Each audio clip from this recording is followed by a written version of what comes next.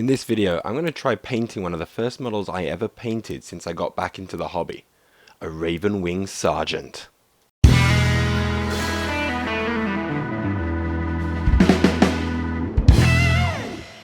So work in progress is going to be a little video series I do showing my struggles and processes as a painter.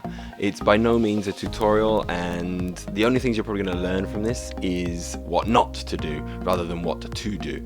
But that can be really useful too. But anyway, on with the video. So here is my Ravenwing army.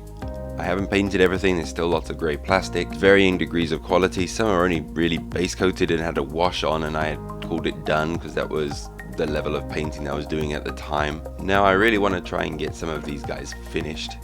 So we're going to actually paint a Ravenwing Sergeant and see how far I've come with my painting techniques compared to that very first model that I painted in the Dark Vengeance set.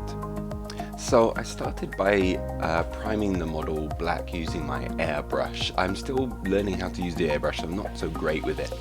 But next I put on a light grey to try and give a shine to the armor. However, I wasn't really happy with how this turned out, so I decided to just prime it black again to start from the beginning that way. Once all primed, I then started doing some of my base coating, and I began with all the icons and feathers and put a cold grey. I didn't want to go straight to white, it doesn't really go on black very well. The grey kind of sits and holds on the black a little bit better. This also means when I apply the white, it won't be a flat white.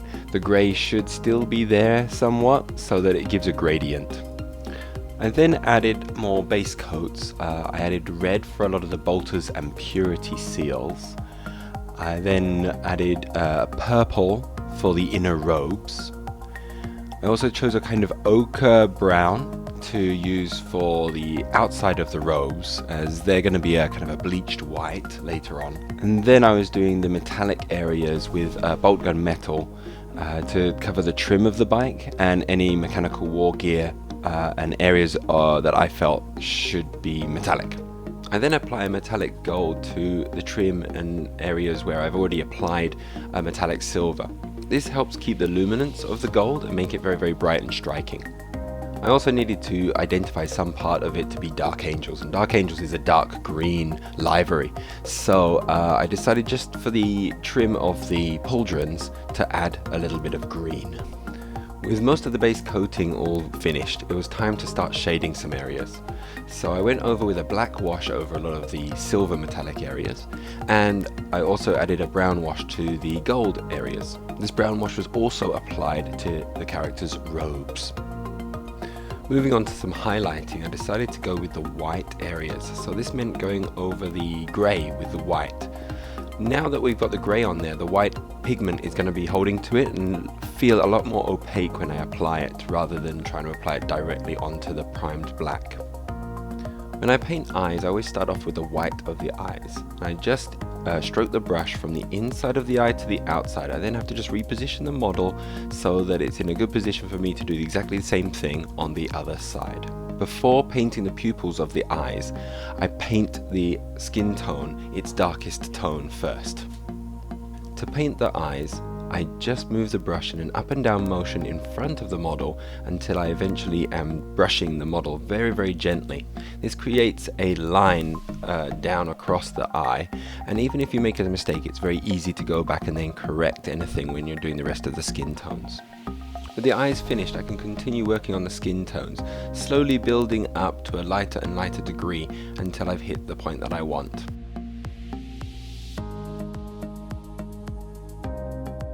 Throw in a flesh shaded wash to get into some of the recesses and darken some of the areas that I need to be darker, and hopefully just build up a little bit more of the contrast needed.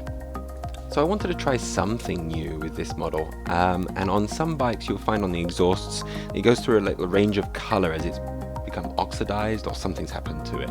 So I chose to go with a blue to purple to red wash. I did want to go all the way to yellow, but I don't have a yellow wash, and yeah, I just couldn't get a hold of one at this time. Next it was on to highlights, and basically with the highlights it was going from the dark base colors that I've started with and just getting lighter and lighter and lighter through all of the ranges, getting into smaller and smaller spaces as light hits on those areas.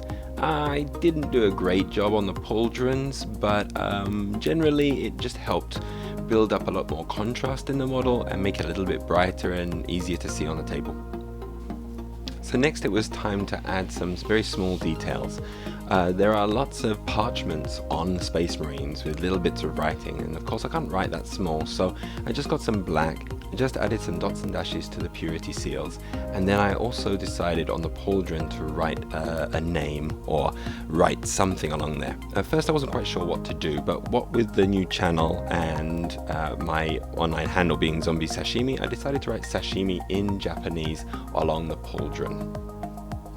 I then went over all of the iconography and the feathers with another white, being very, very careful to try and keep some of the grey in there so that you could see some depth in it.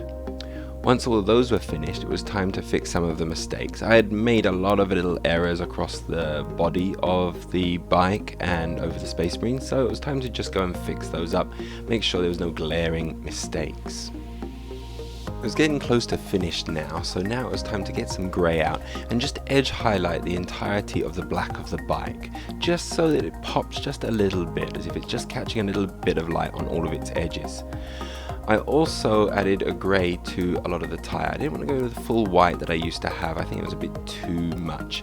So I just covered the rubber part of the tyres with just a grey and just left it at that. The final part I wanted to do was the monitor on the control bike. So I got some red to do some of the buttons, and then I decided to do the screen in green, going from a very, very dark green, going up to a lighter green, trying to get an effect of shininess on it.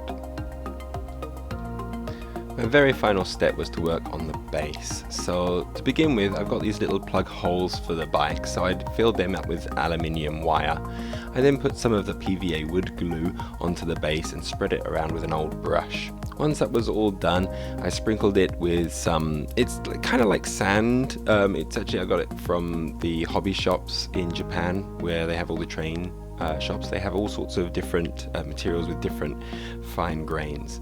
Once that was dry, it was then brushed a dark brown, and then I dry brushed it a lighter brown after that. Once that was all on, I then added on a little bit more of the glue and spread it to make a certain area where I wanted grass to be growing, and I sprinkled on some flock. That pretty much finished the base. Now this was the old model. This was the first model I had ever painted of my Dark Angels, and it was pretty awful, so it'll be nice to see how that has changed. I think we can see that my skills have definitely improved a lot more since then, and it is kind of nice to see that change. And I do recommend, if you do have any old models at home and you have some which are unpainted in the same faction, it's really nice to just pull them out once in a while, paint one of them up, and see how far you've come. Thanks for watching. Please like and subscribe if you enjoyed the video, and until next time, bye bye.